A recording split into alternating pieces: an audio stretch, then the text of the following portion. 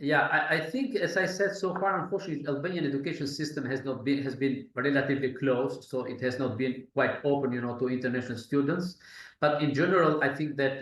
in particular, in the last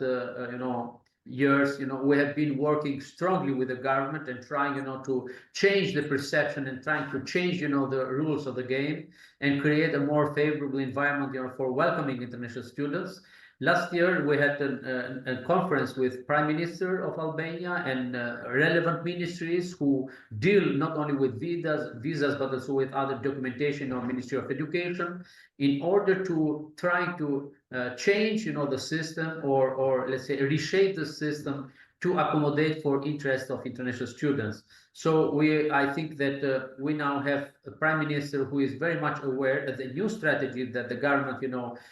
discussed, I think, some months ago, put a special emphasis on the internationalization of our education system. And from this perspective, I think that there is a much broader awareness now among the policymakers of the importance that that attracting international students can have, not only on the local economy, but also even from a policy perspective in the future linkages of Albania with other countries. So I think that just now we are expecting, as a matter of days, a new government decisions will be passed to facilitate, the visas, for example, equipping with visas the students, with new rules making it much easier and much cheaper, for students, to apply, and more accessible the system. And in addition to this, we are working with Ministry of Education, to